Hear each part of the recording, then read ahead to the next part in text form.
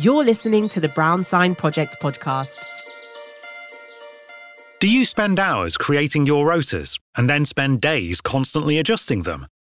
We have the solution. At Staff Savvy, we specialise in shift schedules and timesheet solutions for visitor attractions. Easily manage multiple complex teams of permanent, casual, freelance and volunteer staff across different locations and disciplines. With fast communication features, automatic compliance tools, training management and simple timesheet tools, Staff Savvy has been used and trusted by organisations such as V&A Dundee, the South Bank Centre and the Royal Albert Hall, with great cost-saving benefits. Visit us at staffsavvy.com/Brown Sign Project to learn more and schedule a demo of our magic rota button.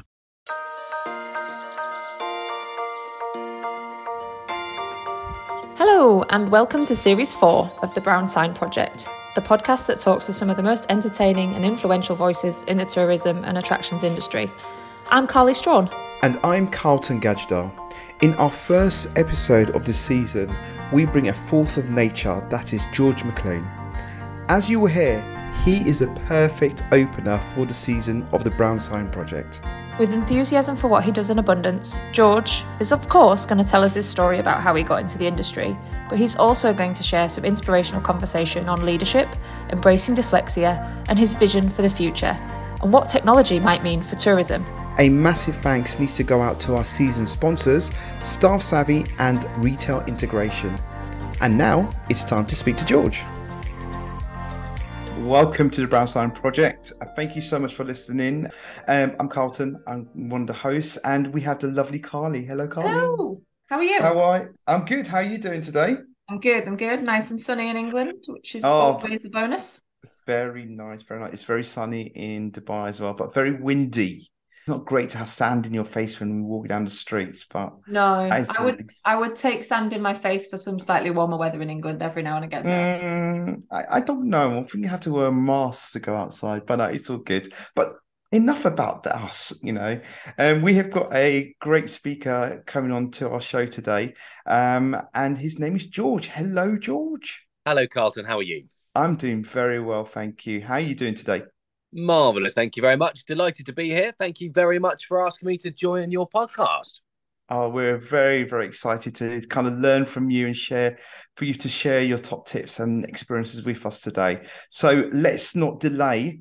Carly, you have the first question. Go ahead. Yeah, I do. So first question really is, can you tell us who you are and what you do? It's like a 70s game show. Excellent. Yeah. So I'm George. Hello, everyone. George McLean is the full name. George McLean. I work for Complete Works. I'm the Director of Training and Development for Complete Works. So what we do is we do staffing and training and experiences at visitor attractions across the UK. So today we've got about 55 staff out in places like Stirling Castle, Edinburgh Zoo, all over Scotland for the National Trust of Scotland. We've also got staff at the Natural History Museum today, at the National Gallery, and most of those staff are all freelance actors. They're using their communication skills to generate funds for places through delighting people, using their skills in communication to make visitors happy and pivoting that pleasant experience into something financial, something like donations or memberships or upgrades from silver tickets to gold tickets, or maybe even just a free visit to a ticketed experience. So that's what we do in terms of staffing. And training wise, we train people to improve the way they communicate, and that can be through storytelling or through actually sales, because sales is a phenomenal opportunity to create connections with people. You want to sell stuff, you make connections with people. So that's kind of a brief outline of what we do and how we do it. Bit rambling, but you're welcome. No, it's awesome. I think we're going to talk a lot about what Complete Works does, because I think it's really fascinating, and I think it not to give too much away about what we're going to talk about during the podcast right at the beginning, but I think it definitely links to sort of your career as an individual, which is really interesting. So without further ado, where did you start your career? Like how did you get involved in the attractions industry at the beginning? I took a a 6-month sabbatical from my previous career to step into this world, and that was nearly 8 years ago. So my previous career, the first 10 years of my professional adult life, was as an actor. I was an actor for 10 years.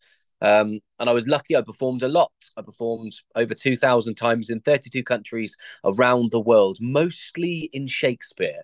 I did an awful lot of Shakespeare. Wow, hang on a minute. We just have to stop there for a second. That's incredible. Give me those figures again. How many? Yeah, over 2,000 times in 32 countries around the world. Jeez, wow. So it's a lot. That's amazing. A lot of those performances came in the first 3 years of my professional career because I just said yes to everything. There's two types of actors that leave drama school.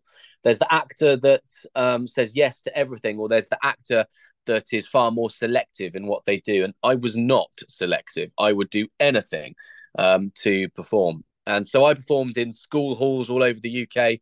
I did like years of 10-show weeks, and a 10-show week is a tough thing to do. And that's how I racked up such massive numbers. And then in time, I progressed from doing what's known as school shows, basicly, theatre and education, TIE. It's known as TIE.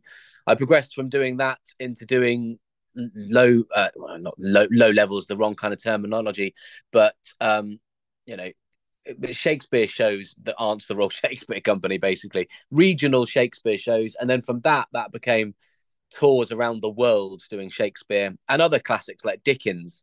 I did like a 9-month tour of being Charles Dickens, but of being David Copperfield in a Charles Dickens play, which was great fun. And all of this was wonderful. But I tell you what it was bad for relationships. And I met a girl. I wanted to see if we could make it work. That girl is now my wife. I'm incredibly lucky to say Debs is my wife. We've got 2 wonderful kids. And I took a sabbatical from acting, which took me around the world and lots of crazy things, and stepped into a job with a company that was called Boo Consultancy, and Boo is now Complete Works. We rebranded several years ago, and I've never looked back. And yeah, that's kind of my backstory a little bit. Does that begin to answer the question? Yeah, I mean, what a journey you've been on. And I have to say, we talked through the podcast about the different experiences of Carlton and I, and my degree is in performing arts as well, and I don't think I've heard the phrase theatre and education for about 15 years, and you just gave me real flashbacks of performing plays in kind of gyms and school halls, and it's great fun, but it is dealing with lots of children and trying to act and trying to do that show 3 or 4 times a day. Here's the thing, like I hear you totally, like, and I performed in some amazing theatres, the Grand National Theatre of China in Beijing, in Tiananmen Square, 4 of the National Theatres of Germany. And I ended up doing some wonderful theatres in the UK as well. But none of that was all for my ego. That felt great. And my mummy and daddy were dead proud, and that felt good. The truth is, you get very little satisfaction in terms of creativity from those moments. Performing for kids, if you are bad, they will chuck a rubber at you. That is the fun zone. That's where the fire forms. And that's where you learn the skills that got me onto those bigger stages. But then on those bigger stages, there is less learning. There's less fire in your belly. And really the stuff that I teach now when we're delivering training comes from keeping kids entertained. It doesn't come from those very prestigious stages, which feel wonderful for one's ego, but ego is irrelevant. It's they're essentially, they're not interesting places. School halls are interesting places, and if you can 400 or 500 kids at 9 a.m, if you can get them excited about a play, then you've got skills that you can really use. Oh my gosh, you are bringing me back to summer camp, having like literally 500 kids in the morning. I'm doing aerobics with them on stage, trying to get them all up and running. I totally get it. It is a skill that you need to develop. You can't, you're not born with that. That's for sure. Yeah, I often say to people that should be nobody in leadership who hasn't done one of 2 things. And you've either have got to run a section in a restaurant or worked in a busy bar. That's one. The other one is you've got to have inspired and looked after over 100 kids at the same time. If you're in leadership and you've not done either of those things, then you haven't tested yourself. Yeah, I agree. there's no scarier audience, I think, than some primary school children, definitely. 100 of them, definitely. Yeah, they will get you. I know, remember definitely. once having to explain to a colleague that I had a school group and I was taking around a historic house that I worked in, and that, you know what, if no one has, if you're listening and you've never done this job, then please go and find a place where you can go and do this, because it really is stamina building, if nothing else.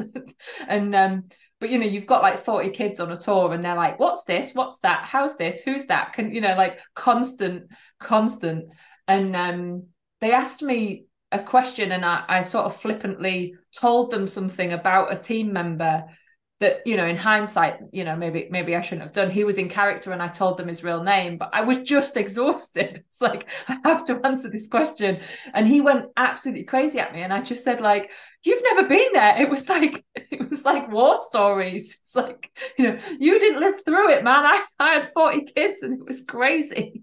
Yeah, it's definitely not an experience like it. Absolutely not. But I mean, I find it really vital stuff. So important, especially in our sector. You know, most people that work in our sector can remember the moments that somebody inspired them or took them seriously at a museum or a gallery or a castle or some sort of visitor attraction. And what's incredible is that we have the opportunity to do that now for the next generation, you know, and so many kids get ignored for the variety of reasons in life, which are all nonsense and sad. But if you can be the person that doesn't ignore and listens and inspires, that lasts, and that lasts far longer than we will get to see. It's all about, you know, planting the seeds that you don't get to see the trees grow from. That's some kind of quote. I don't believe in inspirational quotes, but there's something in that. Brilliant. Thank you so much for that. That's brilliant. That kind of leads me on to my question, and it's all about school. So you went to school. Do you go to like university to study theatre, or was it for like primary school, secondary school? So just take us through your like education. Like, how did you get to what you do today during school? I hated school with a passion. And I went to, I think 7 schools in total, 8 schools, something like that. If you include homeschooling for one period, it was 8 schools. So that's an awful lot.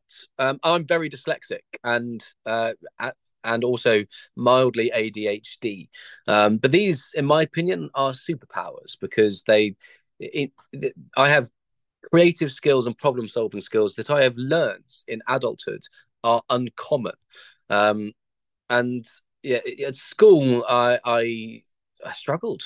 Well, it was interesting because some things I didn't struggle at. I was very good at arts, very good at drama. I was very good at sport, played rugby to a good level, good at football. So I was good at all the stuff that made the school look good, other than getting grades in English and maths. So yeah, and in terms of, I mentioned a moment ago that I did a lot of Shakespeare. I didn't understand Shakespeare until I went to drama school. And yes, I went to drama school in London, the Academy of Live and Recorded Arts. So it was a top drama school. It was a good one. I was pleased to get into it. I got a scholarship, which was nice. But I mean, school for me was a weird place where I was either always doing really, really well, captain of the rugby team, captain of the football team, leading the school play, failing in all my classes. But then somehow the school could still boast about me. And having, you know, special educational needs as well was just so painfully embarrassing when I was at school. Like, they took me out of languages. I wasn't allowed to learn languages. So I could go and have my special educational needs classes. And I was a choir boy as well. So I was a good singer. And yet I wasn't allowed to learn a musical instrument because they didn't want to add any more burdens to my load because I was struggling so hard to spell. I think it's better now, but I think that, I mean, school is a mixed bag for so many people. And where I am now doesn't reflect my educational experience. And if there's anyone out there listening who feels the same thing, my advice to you is just follow what makes you happy. Just do what makes you happy and do as much as you possibly can. And within the tourism industry, there are so many jobs that can make you happy. And if you just rigorously go after that joy, you can have a sensational career which has no reflection on your education. And if you're sat there and you're loving school, rock on, well done, brilliant, that's fantastic. And you are also welcome to this fantastic industry of tourism. The reason I love tourism is it is our job to be more than the everyday, to be elevated from the everyday. People turn to tourism to break up the monotony of life. And so it is our job to deliver the exceptional. And so that is open to everybody. Yeah, I love that. When we were actually talking just before we started recording about how different you can find sort of formal education versus something, that you might find in your career. And I think you kind of summed it up earlier, actually. You said about, I just said yes to things. I went and I sort of enthusiastically joined in with stuff until I found stuff that I really like doing. And I think that's a massive bonus for people who maybe haven't quite found what they're very good at yet. You just made me have a thought. Like, I didn't realize, I'm always being told I'm good at management, which always surprises me because I've got a real problem with authority. But I think the key thing that I learned, it was running a bar in terms of leadership. And it's this, is that the only person being paid well enough to go clean up sick in the toilet in a pub is the manager. So I had a manager who inspired me by cleaning up vomit. And then I wanted to be the person who cleaned up the vomit because it showed that manager that I took his job seriously. And my advice to people is don't look at jobs and think that that's beneath me, above me, not me, not my. I really don't like the not my job. It's not my job, like attitude. Take responsibility for everything you possibly can. Be the person that cleans up the sick, but be the person that does it to lift those around them, because nobody wants to do it. So if you're the person who does it, you make everyone else happy.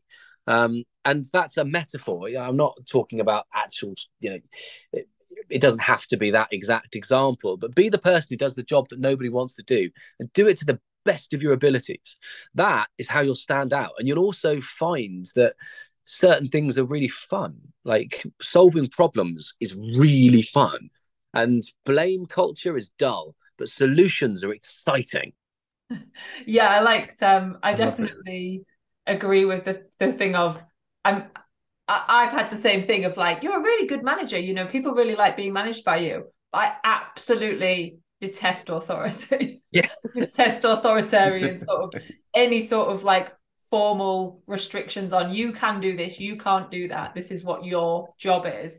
And I think there's definitely something in that. I agree. Limits are painfully dull.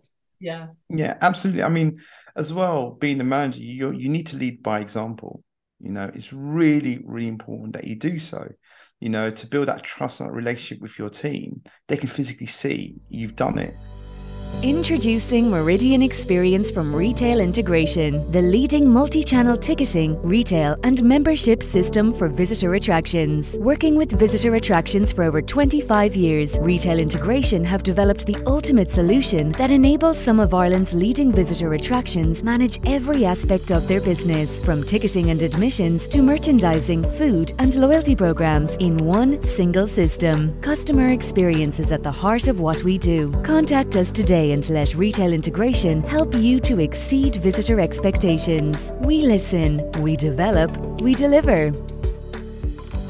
One of the things actually that Carl and I were discussing when we talk about kind of getting into the industry, and it'll sort of round into my next question, I guess, is that what we are very good at in this industry is having a lot of very entry-level roles that don't actually require a lot of what I'd call kind of formal skill set. So there's not many roles in sort of entry level that require GCSE maths or, a unique ability to spell very well, that we are a bit more, I'd like to think at least we're a little bit more open to people coming in at entry level roles who maybe didn't do so great at school or maybe did find certain parts of that difficult. And I always come back to, I think that there's a statistic, and I'm if I find the article, I'll add it to the notes, but that actually the reading comprehension in England is about a 12-year-old as an average. It's much lower than people generally think it is.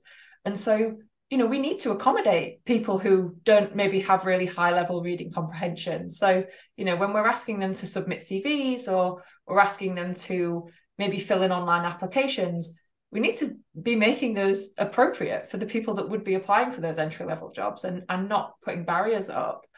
And I guess that sort of brings me into my next question, which is, do you think with your ADHD, dyslexia experiences, have you found barriers in the industry, or did that, once you sort of found what you were good at, did you sort of start to find that a little bit easier?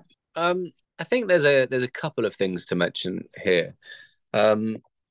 One is every actor has got like a rhino thick hide, very, very thick skinned, because the rejection is relentless.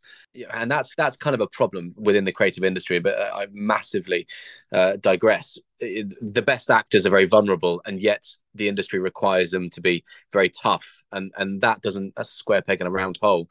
But as a kind of byproduct of being an actor, you do get very toughened to rejection. And the reason I bring that up is the constant correction of people, as strangers, correcting your spelling.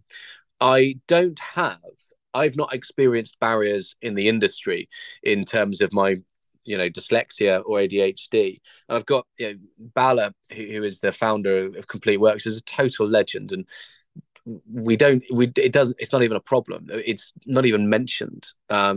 Everything I put out gets proofread. Of course it does, but I write it because I'm really creative. But there is a constant barrage of people correcting your spellings on the internet. Strangers think it's okay. And what it is it's bloody rude. It's unpleasant. It is a point system that they've invented in their head, and they are simply scoring points. And it does occasionally hurt. I would never show that pain because I'm a stupid consequence of culture. But it does hurt when someone corrects your spelling, and when someone misses the point you're making or deflects from the point you're making because of a clear spelling error. And the purpose of this podcast is to help people who are thinking about this place as an industry. And you don't get that in this industry, which is wonderful. And I would say to those who feel the pain and the sting of their opinions being belittled because of the form in which they're being communicated, don't worry, that time is changing. That time is changing. People are, intelligence is changing. It used to be the case that if you were smart, you could remember a lot of stuff. That's not the case anymore, because everybody knows everything all the time, because not only do we have Google, we've got AI. The world has become our oyster so hugely. And also, thank goodness, because that is not my core skill. The remembering of things, not my No, exactly. And actually, you can train your memory. Like I genuinely don't know how to spell my middle name. I genuinely don't. And I know, so my middle name is Hugh. Who put a G in Hugh? I despise the person who put a G in Hugh. I don't know where it comes. And I write it down 3 times, and I have to circle the one I think it is. And sometimes I get Debs, my wife, to tell me if I got it right. To just check that. Yet I can remember entire Shakespeare plays, and not drop a word ever. So the memory's a funny old thing. It can be trained, but you've got to work it certain ways. So, like in terms of this industry and dyslexia, the first thing is that you may be hurt from the barrage of corrections that has come your way. This is a safe place where I personally have felt none of that attack. And 2 is that if you are somebody who, like me, has specific learning needs, this place this industry is desperate for you. You know, you have skills that we need. I can use your skills almost undoubtedly. Like, we need your skills, and whether those skills, like mine, are you're very creative, you're like a human explosion, or maybe you are just a hugely linear person who thinks in straight lines and can map things out in their mind. We need you badly. So not only are you safe here, you're welcome. That's awesome. That's interesting, actually. I'm going to add a question onto this, and it's regarding letting people know that you are dyslexic. Would you recommend, from your experience, to let people know maybe when you're writing your CV, literally on your CV, or when you have your job interview? Is it worth stating that at that stage, or do you think it's going to be a hindrance? I'd love to be able to give you a simple answer that was yes or no, but I can't, because if I said to you, definitely put it on, and then it did you damage, I'd feel guilty. So I would say that context is everything. If you were ever sending me a CV, give us the full beans. I want to know the truth. And I wear it as a badge of honor that I'm dyslexic. And that's a new way of thinking for me. I hid it for years, especially in the acting world. No one ever knew I was dyslexic because maybe they wouldn't give me a big part because they feared I wouldn't learn the lines. So only recently, and because of some bold steps by leaders in other industries, have I started to wear it as a badge of honor. But I would lean towards honesty is always the best policy, and don't ever feel that you have to apologize. Wear it as a badge of honor. Say that I'm proudly dyslexic and you will benefit from my creativity. Allow my dyslexia to benefit your company. Allow my autism to solve the problems that you didn't even realize you had. I will make you bus proof because of my neurodivergence. So wear it as a badge of honor. So actually, I'm going to retract and say, yeah, stick it on always. And if any company doesn't take you on because of that, you don't want to work for them. Yeah, I think big believer in, if anything about you offends somebody during the recruitment process, then that's a huge red flag in and of itself. Like, if you're being yourself and you don't get the job because of that, then you would never have flourished in that role anyway. And I think that's a really just a general life rule. I've made some mistakes in that area. I'm sure many of us have, of taking jobs that we should have red flagged from the beginning and maybe didn't because we felt it was the right thing for us. Countless jobs that I should have listened to my instincts on instead of just burying my head and charging. Red flag. I'm glad this came up because you should always be unapologetically yourself. Stick a professional hat on, and don't offend anyone. Being politically correct is a beautiful thing because the less people that we offend, that's good, not bad. But be unapologetically yourself. Don't try and pretend to be anyone else, because as soon as you do that, you're not as powerful as a force as you are when you're just being you. And the knobbly bits, the bit that you think is embarrassing, is probably your best bit. We love it when somebody is just being themselves, and that's great. People who sing in our office all the time. You won't get me sat down for very long. Drawing constantly, and it's not. I'm not drawing because you're boring me. I'm drawing because my mind is really busy. It helps me focus. Be unapologetically yourself. And that's how you'll benefit a company. And that's how you'll lead on to fun things in your career. That's brilliant. Oh my gosh. When you were talking, I was just remembering time when I was working at Mantersores and just me being myself and just entertaining the people in the queues who've been waiting 2.5 hours to get into the museum, and there's me going, hey, welcome. And they're like, but it's you put that smile on their face, on your face, and it's very contagious. So that memory came back while you was talking. But yes, talking about memories, and you've given us loads of top tips so far, which is brilliant. But we need more, George, if that's okay. So are you able to kind of share 3 top tips of working within the tourist attractions industry? Ooh, okay, 3 top tips.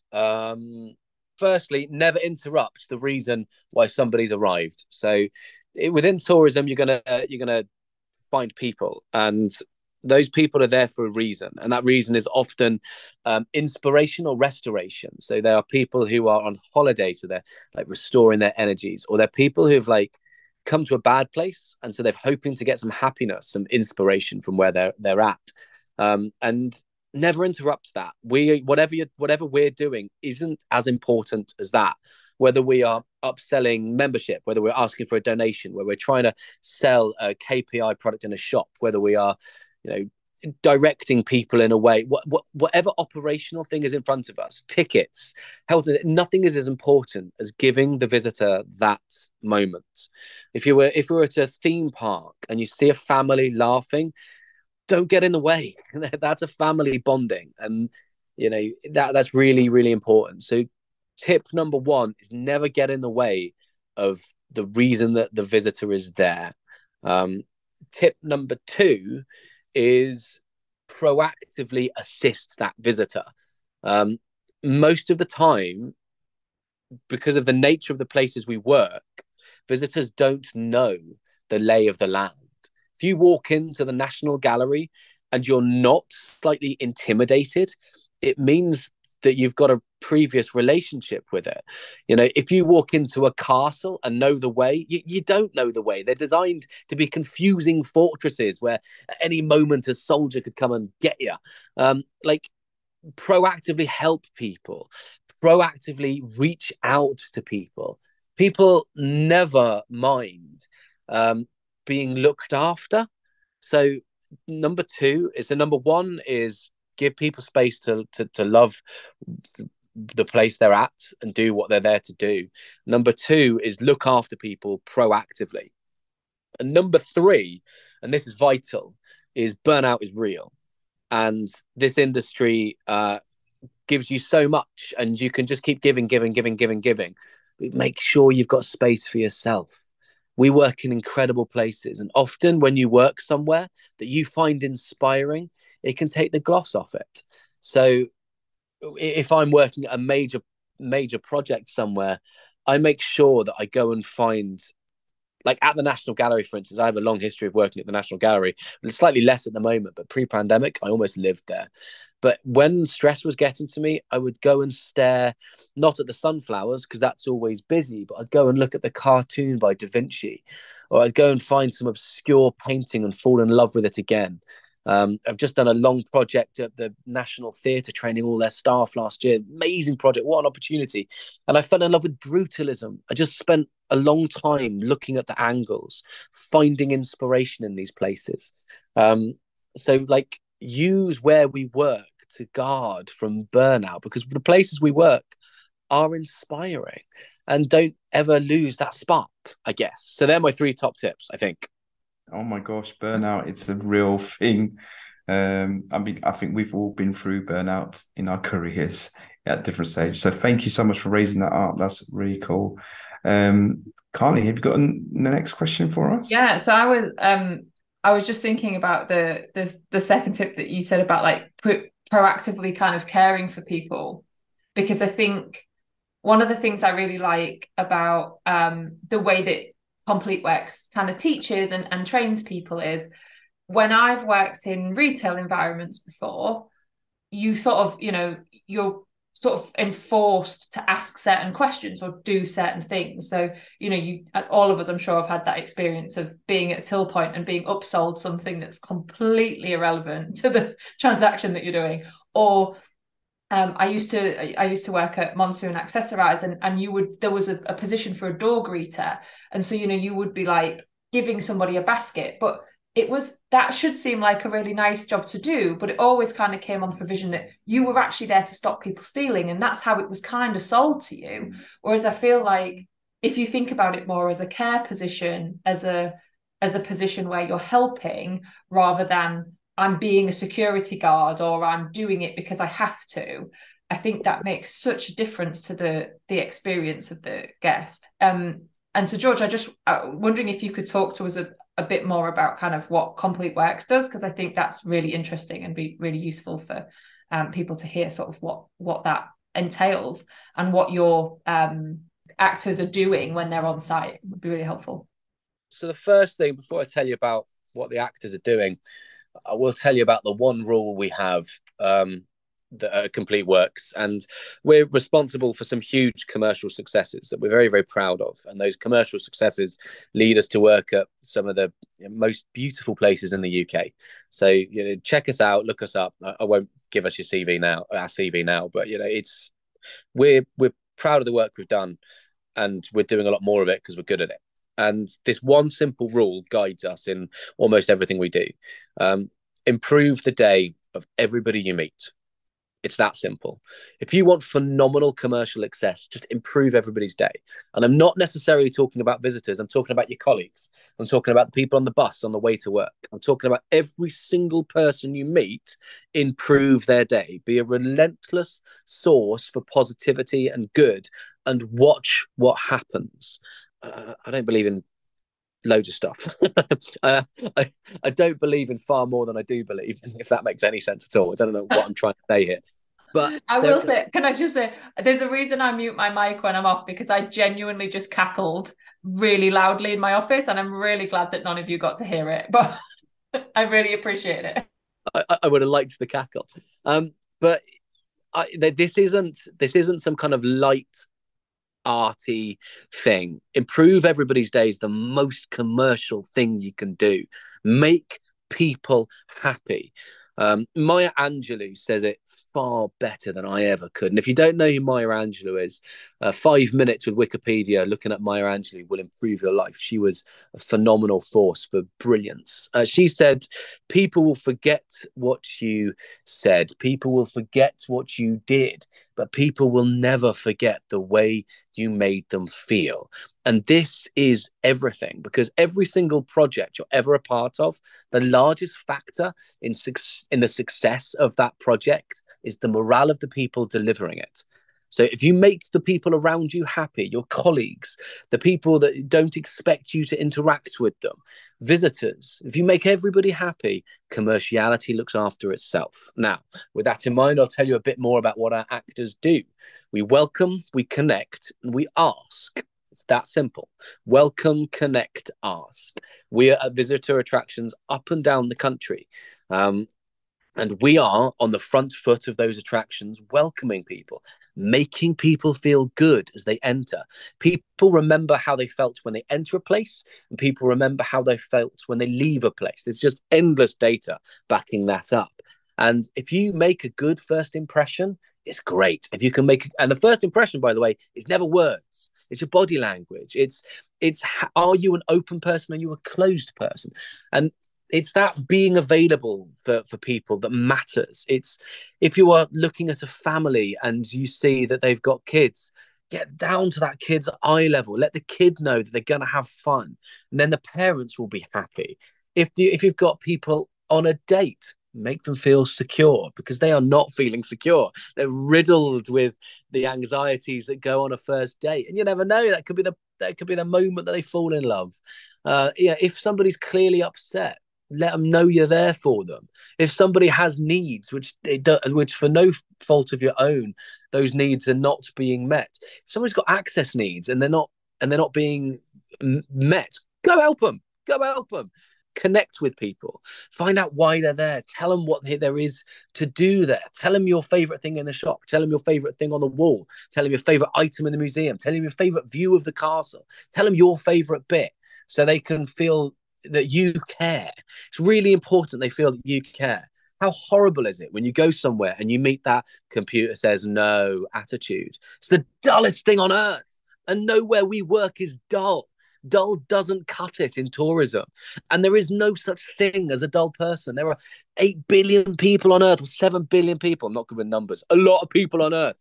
Every single one of them are a complex mix of their genetics, their background, and their choices. There's no such thing as a boring person. So don't be bored by your job. If you're going to have to be there to earn money, enjoy it. Enjoy the people in front of you. Connect with them. Connect with the people in front of you. And then ask. Because when people are happy, they are malleable. You can get them to do stuff. You can get them to go and visit the exhibition that is an upsold ticket. You can ask them, because we're a charity, please donate. You can say, do you know what? If you came back twice more this year, you'd save money with a membership. And what's wonderful is you'd save money, but you'd also support us. We need members to operate. So that's what my team does. They welcome, they connect, and they ask. With the asking, it's really important you keep people on the path of least resistance. Don't ever give people a job. Tell them you can make it easy for them. But that's just a little hint. I love it. It's really cool, because I think there's probably a lot of people like myself who did creative degrees and are these exuberant people who love a chat and know that they're natural salespeople, but feel completely stifled by working in kind of high street retail, where you are told, here's your sales goal and this is how you do it, and micromanaged, and to find something that can allow you to be creative, still give you a sales role, and something that you're naturally good at, I think is a real kind of opportunity for people. Yeah, there's never any pressure on my teams. There's pressure on me. So when I started this job, I was 6'4". I'm now 5'6". But there's never pressure on the teams. Like, all I want for them to do is make people happy and ask. And we smash our targets. And we do that by just taking pressure out of the way and letting people be themselves. It's really important I highlight here that you may have picked up that I'm an extrovert. However, I'm not always. I'm often very introverted. I believe that it's a scale and it changes every day. But some of the best communicators on earth are those who would self-identify as introverted, shy people. When you hear me talk, you can hear my ego. And it's my job to get round that clear barrier and let you know that what I've got to say is worth dealing with my ego. When an introvert speaks, they have so much less of an ego that the world listens. So if you are somebody who is, less comfortable speaking than I am, know that you're probably a better speaker than me, because the world wants to know what you've got to say. It's not, this work is not just for the extroverted. It's just for those who want to speak. That's the thing. So that's what you're doing today, and obviously it's very, very human centered. People are at the core of what you do. But do you think your job will change in the future? You mentioned sort of chat and AI, and do you think that job will change in the future? Do you think it'll be harder, just different, easier? Yeah, definitely. It's going to get, change is a guaranteed constant. Like nothing ever stays the same. Change is a guarantee.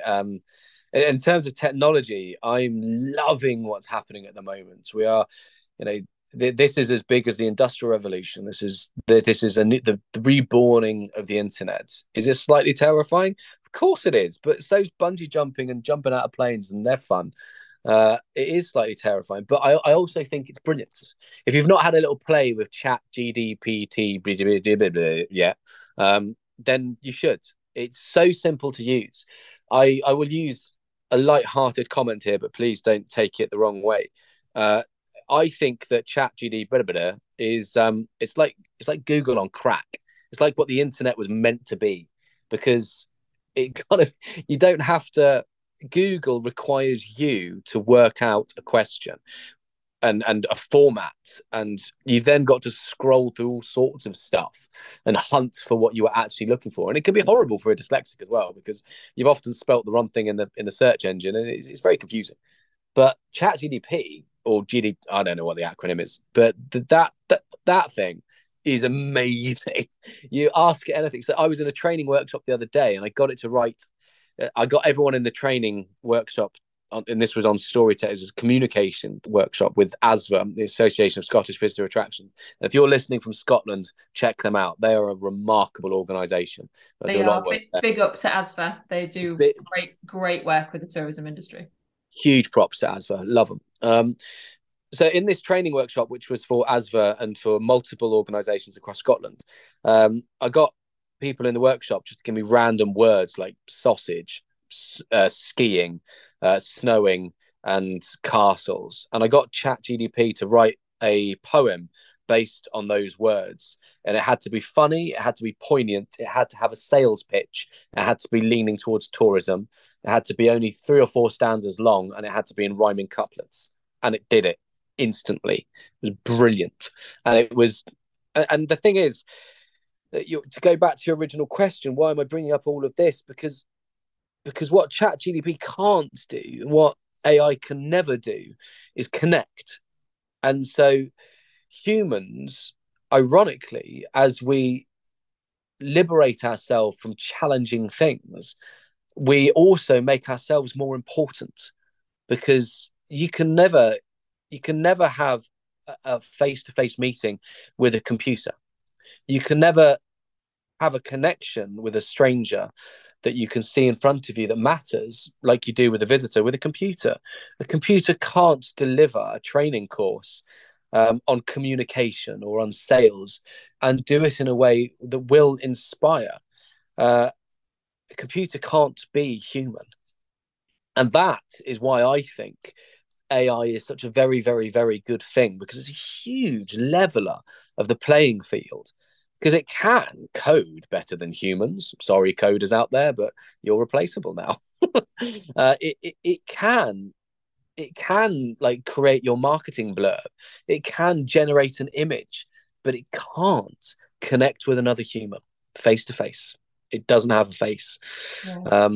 I think we were discussing this kind of, what is technology good for? Like, where does it really excel with another guest? And we were saying, it's really great at crunching the data. So it can take a lot of data and make it understandable.